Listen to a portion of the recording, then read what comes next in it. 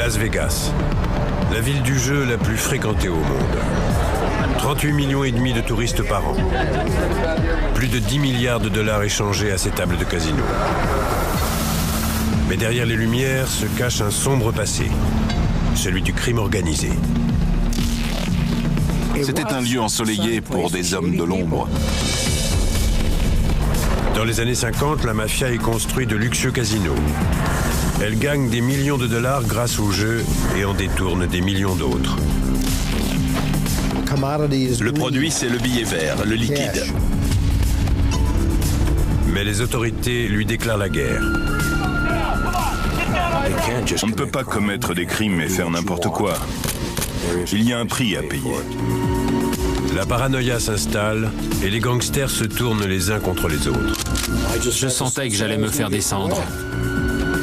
Dans les années 80, la mainmise de la pègre sur Las Vegas est menacée comme jamais auparavant.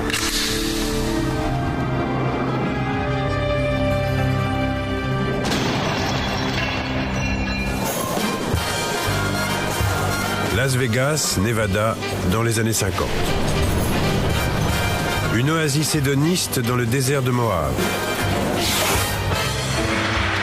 Après la Seconde Guerre mondiale, les Américains moyens viennent ici oublier le carcan de la vie quotidienne et se défouler. Las Vegas, la ville du soleil et de la fête.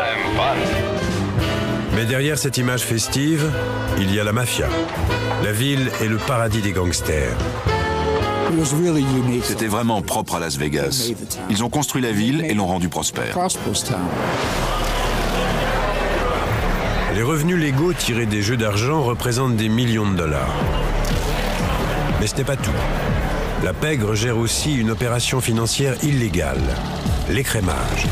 Le produit, c'est le billet vert, le liquide. Il y a le vol, en externe et en interne, et il y a l'écrémage. L'écrémage consiste à prélever une partie de la recette des salles de jeu avant qu'elle ne soit déclarée au fisc. Ces sommes sont partagées par les familles mafieuses de tout le pays en fonction des parts qu'elles détiennent dans les casinos. Il n'y a pas de trace écrite de cet argent. Il est donc extrêmement précieux pour la mafia, qui peut le dépenser en totalité sans rendre de compte à personne.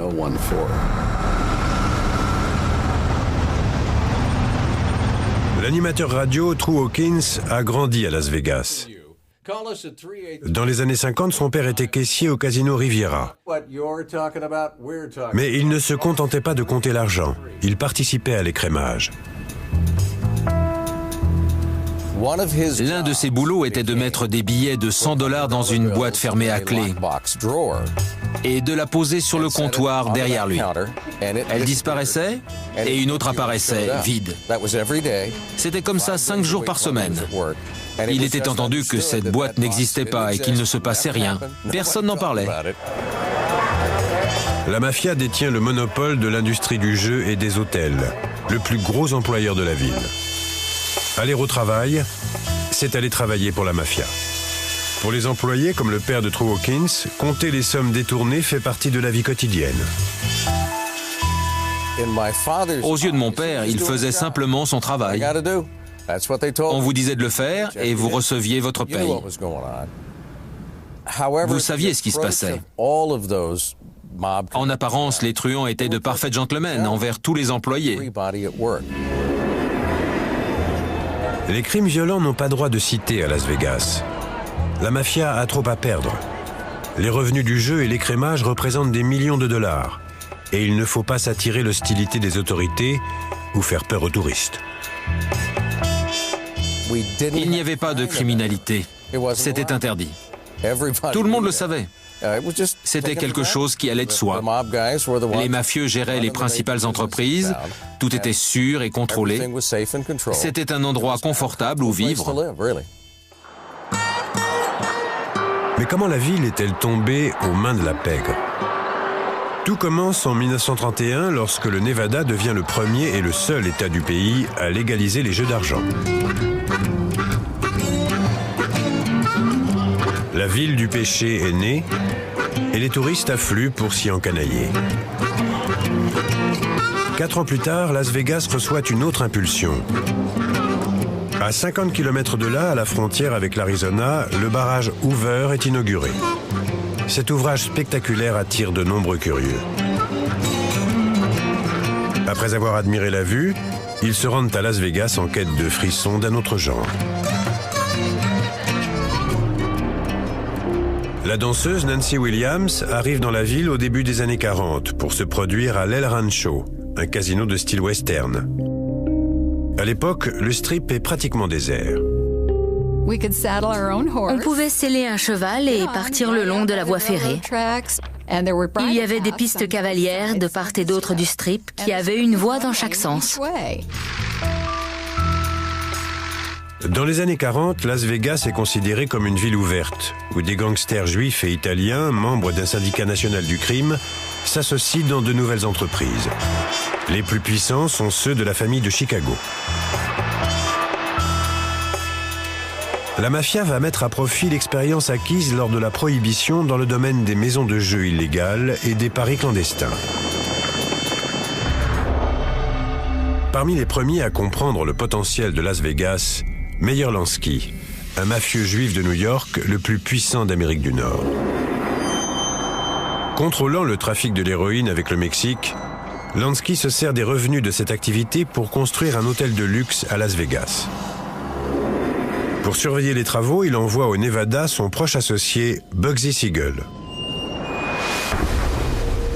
Les deux hommes partagent un passé violent.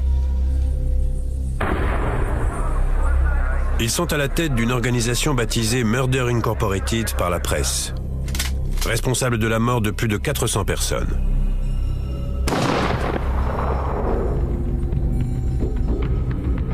À lui seul, Siegel est l'auteur de plus de 30 meurtres.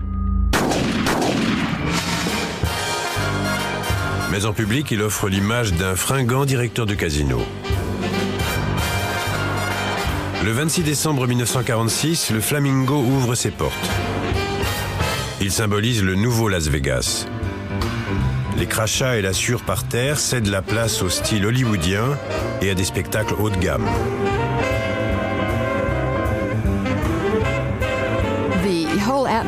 Le cadre était extrêmement élégant, pas du tout western. Il n'était pas question d'entrer avec des bottes de cow-boy. Il fallait être bien habillé. Mais Siegel tombe en disgrâce. Le chantier a massivement dépassé le budget et la mafia les soupçonne, lui et sa maîtresse, de voler dans la caisse. Le 20 juin 1947, il paye le prix de ses indélicatesses.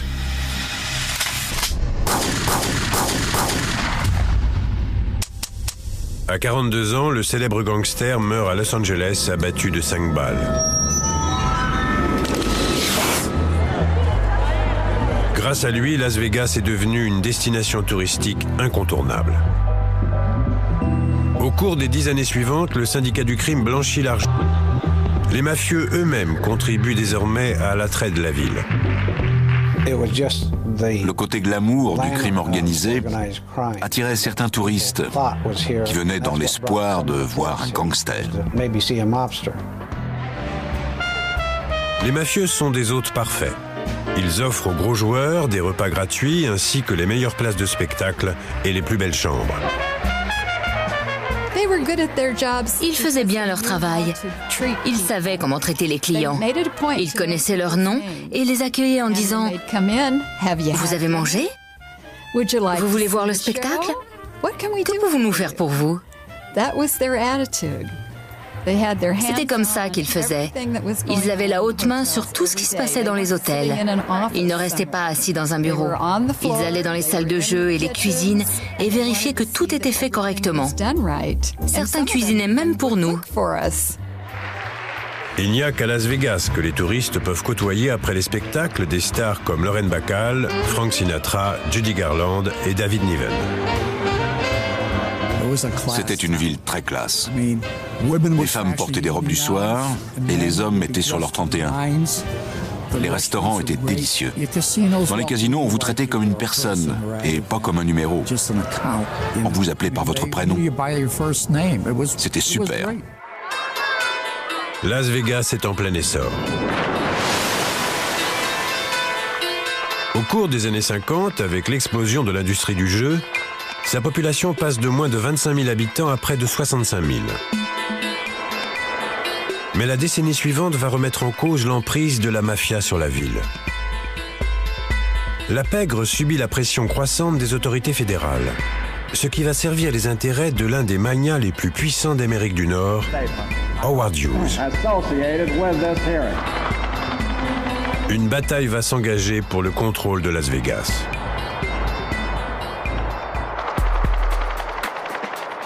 En 1966, le Caesars Palace, l'hôtel le plus grand et le plus extravagant de l'époque, ouvre. Il a coûté 19 millions de dollars, la somme provenant presque en totalité des caisses de retraite du syndicat des camionneurs. Le plus gros volume de capitaux centralisés du monde libre, ce sont les fonds de pension des travailleurs américains. Et cet argent a aidé à construire les casinos de Las Vegas. Les caisses de retraite du syndicat des camionneurs, dirigées par Jimmy Hoffa, deviennent la tirelire privée de la mafia. Les versements des syndicalistes sont détournés pour offrir à la pègre des prêts à la construction partout dans Las Vegas. À la fin des années 50, ces prêts servent à construire des routes, un centre commercial, des terrains de golf et un nouvel hôpital. Dans les années 60, ils sont utilisés pour bâtir et rénover des hôtels. Mais ce développement attire l'attention du gouvernement. Je suis heureux d'accepter le poste de ministre de la Justice des États-Unis.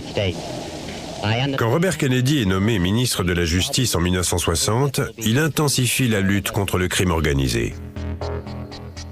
En 1964, le président du syndicat des camionneurs, Jimmy Hoffa, est condamné. Cependant, le syndicat se contente de le remplacer par un nouveau président corrompu et continue à financer le boom immobilier de Las Vegas.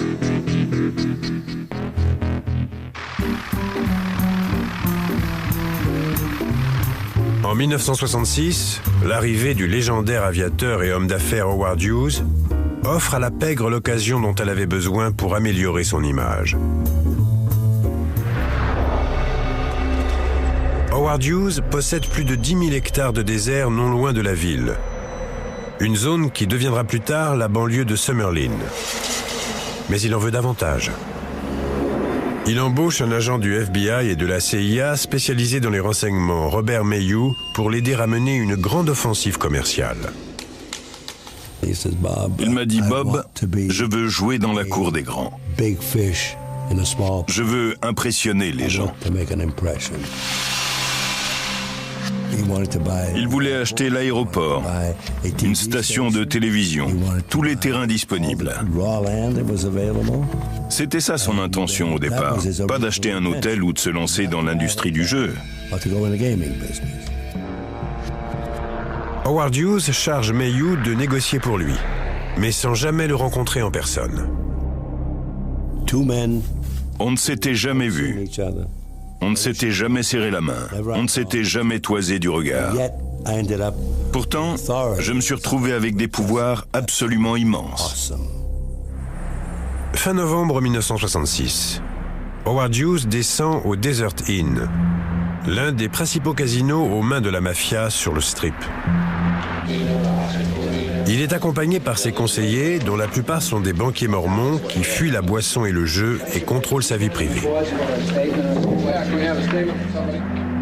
Ce groupe occupe tous les étages supérieurs. Après son arrivée à l'hôtel, Howard Hughes, de plus en plus paranoïaque et toxicomane, se terre dans sa chambre. Le nouvel an est arrivé et nous étions toujours là. L'hôtel avait promis ses suites récemment rénovées à ses gros clients, mais nous refusions de les rendre. Les propriétaires somment Howard Hughes et son entourage de partir. Ils étaient très remontés contre nous, parce qu'on ne jouait pas et qu'on ne dépensait rien, sauf le prix des chambres. Début mars, ils nous ont fait clairement comprendre que si on ne levait pas le camp, ils empoigneraient physiquement M. Hughes pour lui faire descendre 9 étages et le jeter dans la rue. Plaisantant à moitié, je lui ai dit « Si vous voulez un endroit où dormir demain, Howard, je vous conseille de négocier pour acheter un hôtel. » C'est exactement ce que fait l'homme d'affaires. En 1967, le gangster de Détroit, Mo Delitz, l'aide à conclure une affaire. Howard Hughes achète les droits d'exploitation du Desert Inn. Il empoche ainsi les gains que rapportent les tables de jeu et les chambres d'hôtel sans pour autant posséder le bâtiment. Il est alors saisi par la fièvre des casinos. Un jour, il m'a appelé et m'a dit en riant « Bob, combien de ces jouets sont encore disponibles ?»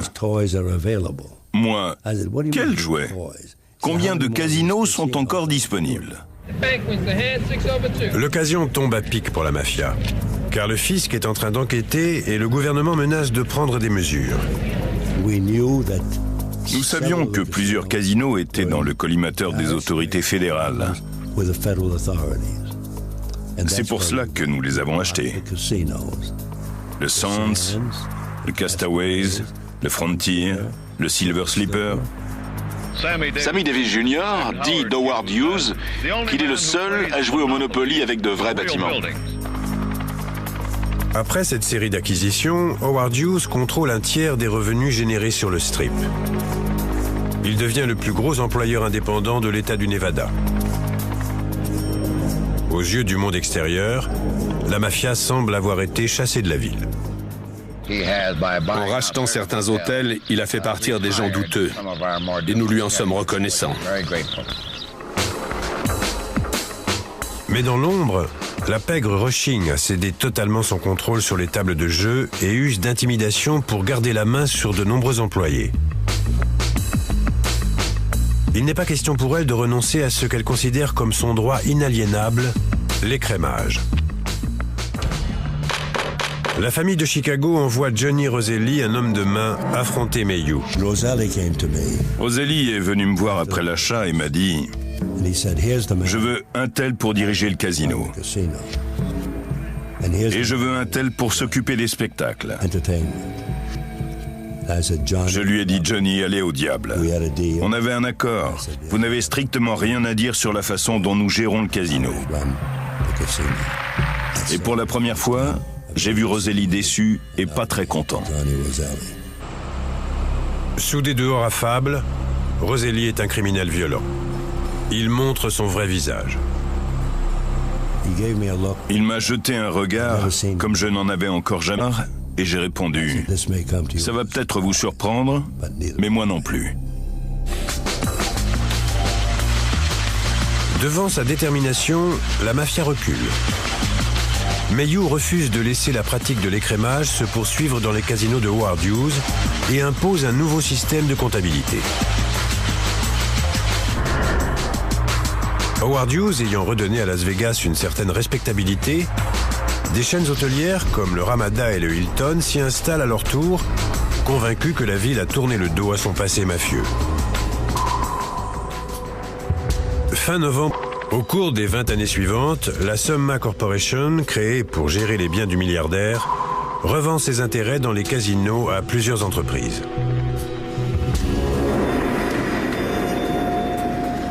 Mais si Howard Hughes a redoré le blason de la ville, la mafia possède toujours des parts dans plusieurs autres casinos.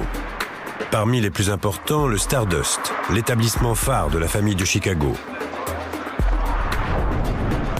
Hughes a essayé de l'acheter, mais le ministère de la Justice y est opposé car cela aurait enfreint les lois antitrust. Pour moi, c'est très simple. Si on nous avait autorisé à acheter le Stardust, cela aurait chassé le crime organisé de Las Vegas. Le Stardust est le bastion qui va permettre à la pègre de se maintenir dans la ville au cours de la décennie suivante.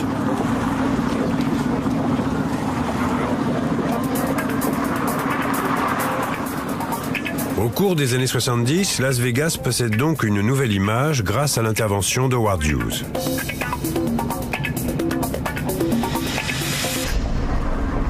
Mais la famille de Chicago, dirigée par le parrain Joseph Ayupa, contrôle toujours le Fremont, l'Hacienda, le Marina et surtout le Stardust.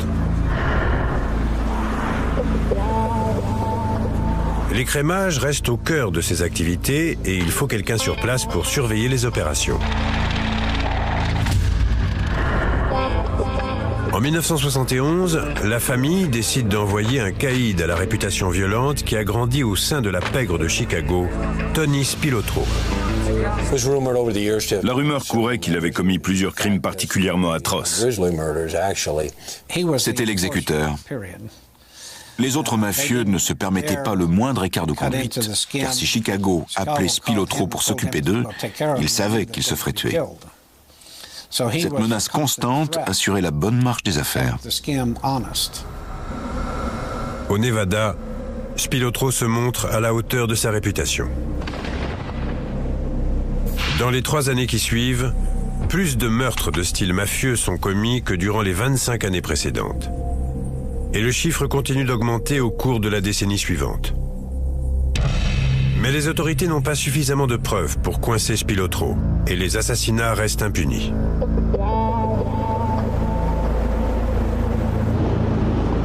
L'équipe de Spilotro comprend l'ex-gangster Frank Cullotta. Lui aussi a grandi dans le milieu à Chicago.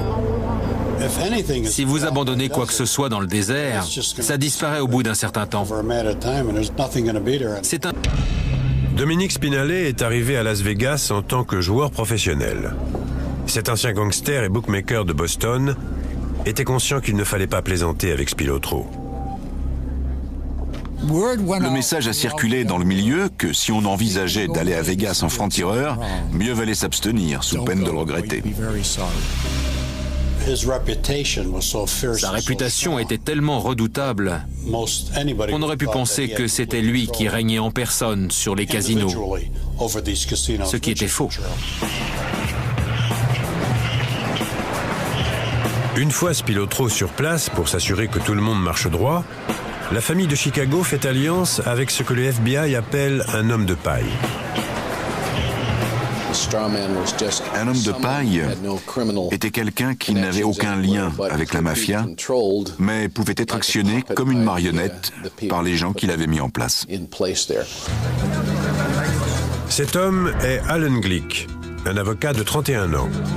Bien que sans expérience dans l'industrie du jeu, il obtient du syndicat des camionneurs un prêt de 62,7 millions de dollars. Sous la tutelle de l'Argent Corporation, il devient le propriétaire officiel du Stardust, du Fremont, de l'Hacienda et du Marina. Glick pense à tort qu'il va pouvoir gérer à sa guise les casinos qu'il vient d'acheter. Alan Glick s'est lancé là-dedans et il a sans doute été très vite dépassé. Il n'avait pas conscience d'être à ce point le jouet de la mafia. En réalité, l'homme qui dirige les établissements sous main est Frank Rosenthal, dit le gaucher, un personnage douteux, bien connu dans le milieu de Chicago. Je suis né à Chicago et parmi mes amis, il y avait beaucoup de gens qu'on pourrait considérer comme peu recommandables. Parmi eux, un ami d'enfance, Tony Spilotro. Rosenthal sait que fréquenter cette figure de la mafia risque de nuire à sa réputation et à sa carrière. On s'était mis d'accord pour dire qu'il valait mieux qu'on ne se fréquente pas. Je savais que je ne pourrais pas m'en sortir professionnellement si on s'engageait ensemble dans une activité quelle qu'elle soit. Contrairement à Spilotro, Rosenthal est plus doué pour les chiffres que pour la violence. Il monte la première salle de paris hippique et sportive de la ville, qui s'avère rapidement très lucrative. Bien qu'il fasse de son mieux pour sauver les apparences et prendre ses distances avec les méthodes de voyou de Spilotro, ses accointances avec la mafia de Chicago lui valent la méfiance de la commission des jeux du Nevada. J'ai eu des problèmes avec la commission des jeux dès le départ. On me voyait comme un monstre à deux têtes, un affilié du crime organisé. Et je n'ai pas réussi à me défaire de cette réputation. À cause de ses liens avec Spilotro, on lui refuse une licence de jeu, ce qui l'empêche de diriger officiellement un casino. Pour contourner la loi, il prend le titre de directeur des spectacles du Stardust et crée sa propre émission télévisée retransmise depuis l'établissement, le Frank Rosenthal Show. En direct du Strip, voici le tout nouveau Frank Rosenthal Show. True Hawkins travaillait sur le plateau pendant l'enregistrement de l'émission. Toute la ville savait que le but était de le faire passer pour quelqu'un de respectable. On en plaisantait ouvertement. Ah oui, le talk show de Rosenthal le gaucher. C'était un secret de polichinelle, comme l'écrémage. Tout le monde était au courant, mais personne n'en parlait. Avec la campagne de relations publiques menée par Rosenthal, Allen Glick commence à perdre sa lutte de pouvoir contre le prétendu directeur des spectacles. En 1979, tout est fini pour l'homme de paille de la mafia. Glick est contraint de vendre les casinos de l'Argent Corporation à un autre holding mafieux, la Trans-Sterling Corporation. Au-delà des jeux d'argent et de l'écrémage, l'empire de la pègre s'étend sur tout Las Vegas. Tony Spilotro s'enrichit grâce à d'autres activités traditionnelles du milieu.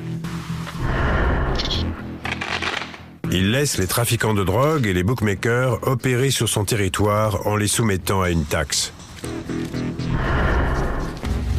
Il consent aussi des prêts à un taux usuraire. Tout le monde avait besoin d'argent à Las Vegas. On prêtait de l'argent à des médecins, à des avocats. Ces gens ne voulaient pas que leurs femmes sachent qu'ils perdaient de l'argent. Alors ils nous en empruntaient. Ceux qui ne remboursent pas sont sévèrement rappelés à l'ordre. Il arrivait que des gens prennent du retard sur leur paiement. Alors on allait les secouer. On ne voulait pas les tuer parce qu'on n'aurait jamais récupéré notre argent. Type d'activité criminelle. Les cambriolages. C'est une première pour la mafia. Avec l'appui de Spilotro, Culotta recrute plusieurs truands et forme une bande de voleurs de bijoux, le Hole in the Wall Gang. Normalement, c'était interdit dans la ville. Mais il m'a dit, ne t'inquiète pas, j'ai le feu vert. C'est comme ça que tes gars vont se faire de l'argent et s'ils touchent gros, je veux ma part. Je lui ai dit, pas de problème. Les temps changent. Les cambriolages ne sont pas une activité mafieuse traditionnelle. Mais la famille de Chicago ferme les yeux car les gains sont trop tentants. La hausse du tourisme et le développement de la ville ouvrent de juteuses perspectives. En 1979, le nombre de touristes atteint 11 millions. Il a presque doublé en 10 ans. La construction immobilière envahit le désert. Las Vegas connaît une expansion urbaine qui en fait le paradis des cambrioleurs. Maisons, chambres d'hôtel, bureaux, aucun endroit n'est à l'abri. La mafia a des gens partout. Femmes de chambre, voituriers, policiers véreux, chauffeurs de taxi, ouvriers de maintenance. Tous lui servent d'informateurs. On avait donc toutes ces informations. Je les transmettais à mes gars et ils allaient cambrioler des maisons. Ils sortaient 4 nuits par semaine et faisaient 3 ou 4 cambriolages par nuit. Et ça rapportait en moyenne entre 2 et 300 000 $ par semaine. Lutter contre la mafia est difficile car la corruption gangrène les instances légales et politiques de la ville. Nous savions que le bras du crime organisé avait atteint certains politiciens, des juges, des avocats et des élus. Mais en 1979, le vent tourne. La police de Las Vegas subit un important remaniement lorsque le shérif, mis en examen pour fraude fiscale, est limogé. L'ancien inspecteur des stupes, Ken Clifford, est nommé chef des services de renseignement de la police. Ces changements sèment la panique dans les rangs de la mafia. C'est le signe qu'elle ne peut plus compter sur les autorités pour ignorer la délinquance urbaine de plus en plus flagrante et la pratique de l'écrémage. Les activités criminelles de Spilotro poussent aussi le FBI et la police à unir leurs forces pour la première fois. Les deux administrations élaborent un nouveau plan. Des micros sont cachés un peu partout dans la ville. Dans des voitures, des parkings, des cabines téléphoniques et même à l'aéroport, dans l'espoir de glaner des renseignements. On a décidé de leur appliquer une pression constante, en espérant qu'ils feraient une erreur dont on pourrait tirer parti, ou que l'un d'eux finirait par en avoir assez et déciderait de coopérer avec les autorités. Leur principale cible est Tony Spilotro, la cheville ouvrière de la famille de Chicago. Les médias ne le lâchent plus d'une semelle. On s'est dit qu'en braquant les projecteurs sur lui, ça énerverait ses patrons à Chicago et qu'il serait rappelé là-bas ou qu'on arriverait à le mettre en prison. Le plan fonctionne. La pression commence à ébranler Spilotro. Tony est devenu parano. Il y a eu un moment où je me suis demandé s'il ne prenait pas de la coke, parce qu'il restait debout toute la nuit. Les journaux n'arrêtaient pas de parler de lui, et ça lui portait sur les nerfs. Les hommes de Spilotro sont eux aussi surveillés. Culota utilise l'argent des cambriolages pour ouvrir un restaurant, la pizzeria Upper Crust, qui lui sert de lieu de rendez-vous avec ses complices. Immédiatement, le FBI place l'endroit sous surveillance. Ils se retrouvaient là tous les soirs. Heureusement pour nous, ils avaient des chaises et des tables en terrasse et c'était plus facile à surveiller. Quand on voyait une voiture bizarre avec deux types à l'intérieur, on savait qu'ils n'avaient rien à faire dans le quartier et que c'était des fédéraux. On mettait la main devant la bouche comme ça.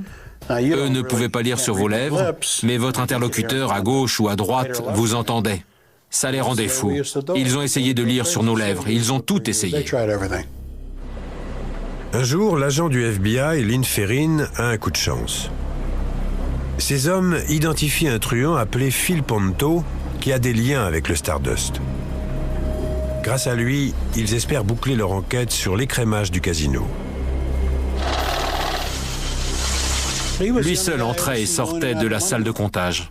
Les flics n'y avaient pas accès, ni la sécurité. Il faisait la navette avec les tables de jeu. C'était un boulot pépère. Le premier dimanche de chaque mois, Ponto rencontre Joseph Talerico, un gangster de Chicago employé du syndicat des camionneurs. C'était généralement dans le parking d'une quincaillerie. Il marchait et parlait, et on essayait d'écouter ou d'enregistrer ce qu'il disait. Ponto avait toujours un sac en papier marron qu'il donnait à Talerico. Le FBI est convaincu que le sac contient des milliers de dollars en liquide pris sur la recette du Stardust. Chaque mois, Talerico ramène l'argent à Joe Aiuppa, le parrain de la famille de Chicago. On a suivi ces rencontres entre Ponto et Talerico pendant 18 mois. Tous les mois, ponctuellement, ils s'échangeaient ce sac. Enfin, des micros placés à l'intérieur du Stardust fournissent les preuves nécessaires pour obtenir un mandat de perquisition. Mais à leur grande consternation, les fédéraux découvrent qu'ils ont été percés à jour. Au lieu de 300 000 dollars en liquide, il y avait des petits gâteaux et du vin.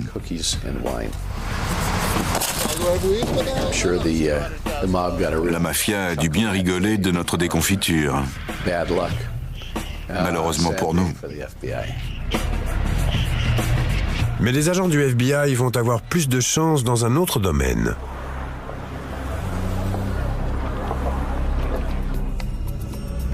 Ils ont vent d'un gros coup projeté par la bande des voleurs de bijoux. Ce cambriolage va se retourner contre Tony Spilotro et provoquer sa chute ainsi que celle de la famille de Chicago.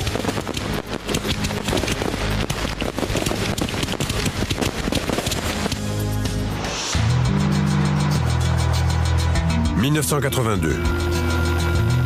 Le FBI continue d'enquêter sur l'écrémage des recettes du Fremont et du Stardust.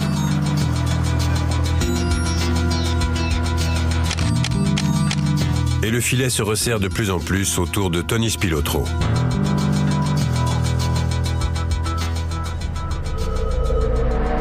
Malgré cela, Spilotro donne à Frank Cullotta et ses hommes le feu vert pour entreprendre leur cambriolage le plus audacieux.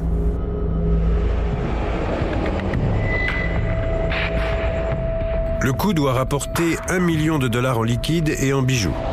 La cible est le magasin Bertha's Gifts. Le magasin avait des détecteurs de son et de mouvement. La seule façon d'entrer, c'était de passer par le toit pour rejoindre la chambre forte. Le 4 juillet, alors que la ville célèbre la fête nationale, la bande passe à l'action. Pour eux, c'était un bon plan. Ils pouvaient couper, percer, ou que sais-je encore, pendant qu'on tirait le feu d'artifice. « 21h. La bande monte sur le toit pendant que Cullotta reste en bas du bâtiment. Il tombe dans un piège. On ne savait pas que les fédéraux nous surveillaient depuis les toits des gratte-ciel en face. Ils avaient aussi des avions et des flics partout aux alentours. 40 agents des forces de l'ordre les guettent, dont Dennis Arnoldi et Lynn Ferrin. Ils ont été prévenus par un indique qui leur fournit des informations en échange de l'indulgence des tribunaux. On avait des équipes d'intervention et de surveillance. Et on savait ce qu'ils allaient faire. Personne ne pouvait entrer ou sortir sans qu'on le sache. On était sur le toit, derrière de gros climatiseurs. On a vu les types monter sur le toit et commencer à creuser. Je n'avais jamais vu ça durant toute ma carrière au FBI. Les agents attendent que les voleurs soient à l'intérieur avant d'intervenir. Je ne sais pas combien de temps on a attendu avant qu'on nous dise qu'ils étaient entrés. Quand l'un d'eux a pénétré à l'intérieur et est arrivé dans la chambre forte, on a reçu l'ordre de passer à l'action. Que personne ne bouge! Mettez-vous à terre! À terre! Ils ont tous levé les mains en l'air, sans hésitation. À terre! Frank Cullotta et ses 5 complices sont emmenés directement en prison. Ils sont immédiatement inculpés de cambriolage, d'association de malfaiteurs, de tentative de vol qualifiée et de possession d'outils de cambrioleurs. Le FBI et la police interrogent Cullotta et lui font une proposition. Balancer Spilotro et la mafia et devenir un témoin du gouvernement. Cullotta sait qu'il se trouve dans une situation dangereuse car Spilotro a peur qu'il parle. Je sentais que j'allais me faire descendre. Je connaissais les règles du jeu. Vous faites croire à quelqu'un que vous êtes son meilleur ami et vous lui tirez une balle dans la tête. Bien sûr qu'il se sentait menacé par Spilotro. Frank était dans la mafia depuis des années, il savait comment ça fonctionnait. Il savait que la première chose que les autres se diraient serait « Frank risque de parler aux flics, peut-être qu'on devrait le tuer ». Confronté à la perspective de passer un long moment en prison ou d'être éliminé, Cullotta n'a pas le choix. Enfreignant un principe clé de la pègre, la loyauté, il décide de témoigner. On a passé un accord et j'ai eu l'immunité. Tout ce que j'avais à faire, c'était dire la vérité, et c'est ce que j'ai fait. Il a probablement et même certainement pensé qu'il n'avait pas le choix. Pour se protéger et protéger sa famille, il fallait qu'il fasse un marché avec nous et coopère. C'est un beau coup pour la police et le FBI. Cullotta accepte de fournir des preuves des activités criminelles de Spilotro. Le règne de ce dernier est en danger. Et il n'est pas le seul à avoir des ennuis. Les autorités continuent à refuser à Frank Rosenthal une licence de jeu. Il est aussi de plus en plus étroitement surveillé par le FBI qui veut prouver ses liens avec le crime organisé à Las Vegas.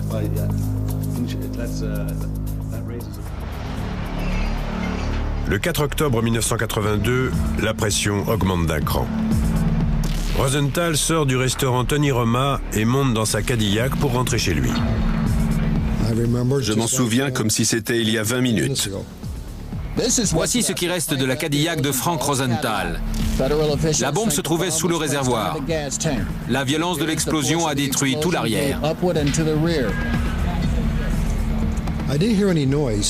Je n'ai pas entendu de bruit, mais j'ai vu des flammes jaillir du côté gauche de la voiture, du côté du conducteur et du tableau de bord. Ma première pensée, heureusement que j'étais encore conscient, a été de sortir de la voiture. J'ai jeté mon épaule gauche contre la porte et j'ai eu de la chance. Elle s'est ouverte. Il y a eu un gros boom. J'ai regardé par la fenêtre et il y avait 2 voitures en feu. L'explosion a été assez violente pour faire sauter le toit de la voiture à 20 mètres de haut. Le plancher blindé a sauvé la vie de Rosenthal. J'avais 2 côtes cassées, des brûlures au 1er degré et de fortes douleurs. Vous allez lui parler pour savoir qui a fait ça? On lui parlera s'il désire nous parler. La bombe est un message. Rosenthal n'est plus le bienvenu à Las Vegas. Ce ne sera jamais prouvé, mais on soupçonne Tony Spilotro et la famille de Chicago. Les démêlés publics de Rosenthal avec la commission des jeux et son émission télévisée l'ont rendu trop voyant au goût de la mafia. Cet attentat suffit à pousser Rosenthal à faire ses valises et recommencer une nouvelle vie. En 1982, il quitte Las Vegas. Incroyablement, sa participation à des activités mafieuses n'a jamais pu être prouvée. Aujourd'hui, il mène une vie de multimillionnaire à South Beach, un quartier de Miami. Il est arrivé un moment où je me suis dit que dans mon intérêt et celui de ma famille, je n'avais plus rien à faire au Nevada et qu'il valait mieux que je m'en aille. En partant, Rosenthal laisse derrière lui un empire criminel en voie d'effondrement. À Chicago, les patrons de Spilotro sont furieux. Le contrôle de Las Vegas est en train de leur échapper. 1985. La famille de Chicago est en mauvaise posture. Spilotro fait l'objet d'une enquête policière. Ces hommes sont en train de témoigner contre lui. Les investigations menées depuis 6 ans par la police et le FBI sur l'écrémage des casinos vont précipiter la chute de la mafia à Las Vegas. Dans l'opération Strawman, les agents du FBI concentrent leur attention sur les comptes du Fremont et du Stardust. Ils découvrent un système élaboré d'écrémage basé sur les fiches de réapprovisionnement. Délivrées aux caissiers en échange de jetons pour réapprovisionner les tables de jeu, ces fiches exigent une série de signatures. Le FBI soupçonne la mafia d'imiter ces signatures, puis de changer les jetons en argent liquide. L'argent tombe directement dans la poche des truands sans être déclaré au fisc. Cette escroquerie leur rapporterait 300 000 $ par mois.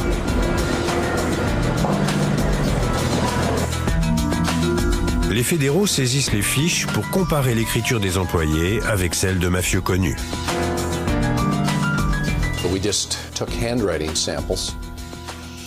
On a recueilli des échantillons de l'écriture de 180 ou 190 employés du Stardust. Ils décrochent le jackpot. Les écritures sur les fiches sont celles de plusieurs mafieux de Chicago. Le FBI peut enfin relier l'écrémage des casinos de Las Vegas au parrain Joey Aiuppa. En 1986, Aiuppa et les autres sont reconnus coupables de détournement de fonds pour un montant de 2 millions de $. La Transterling Corporation, détenue par la mafia, est condamnée à payer une amende d'1 million de $, et a cédé la gestion des casinos à une société intègre. Ça leur a cassé les reins pour ce qui était du contrôle des casinos. En juin 1986, après avoir échappé de justesse à une condamnation 1 an plus tôt, Tony Spilotro fait face à un nouveau procès pour constitution d'une bande de cambrioleurs, rackets et plusieurs meurtres. Frank Cullotta a déjà fourni une bonne partie des preuves à charge contre son ancien patron. Cette fois, il doit témoigner contre lui au tribunal. Cullotta est le témoin clé de l'accusation dans le procès Spilotro. S'il est reconnu coupable, Spilotro pourrait impliquer la famille de Chicago dans plusieurs dizaines de crimes supplémentaires et faire tomber toute l'organisation. La publicité qui entoure l'affaire met sa vie en danger.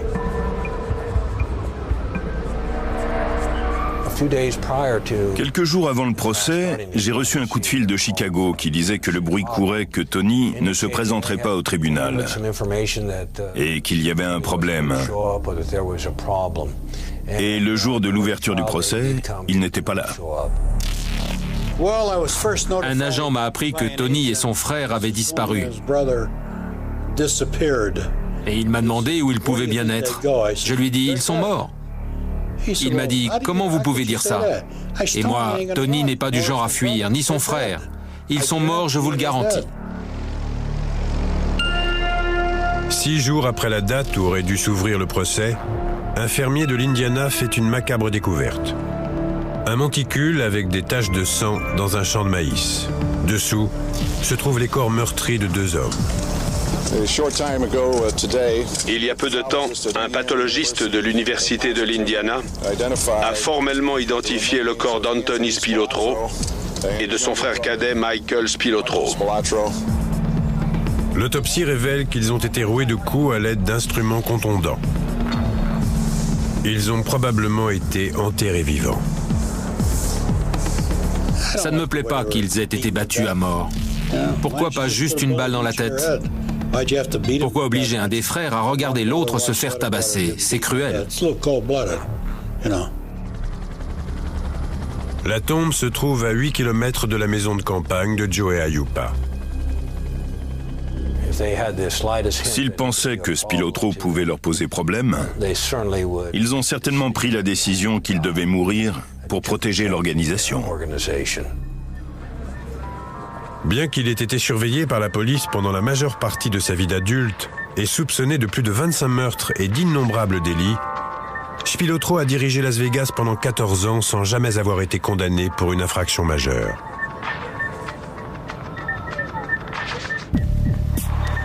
Las Vegas a abrité l'empire mafieux le plus puissant des États-Unis. Mais en ouvrant la ville à la petite criminalité, Spilotro a conduit la mafia à sa perte et permis aux autorités de passer à l'action. Les mafieux d'antan qui avaient aidé à construire et diriger Las Vegas sont partis, semble-t-il, pour toujours.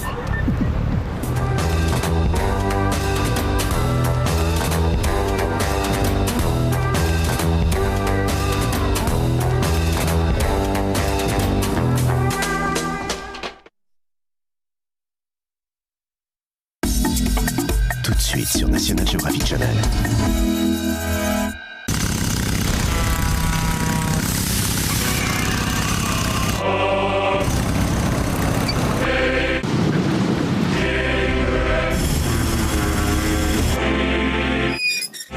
Imaginez l'impossible. Braver les lois de la gravité et repousser les limites de l'ingénierie.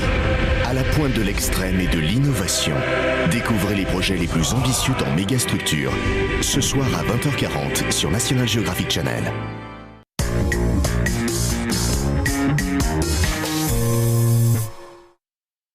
Voici une femme. Tous les jours, sa peau peut être exposée aux 5 signes de la peau sèche.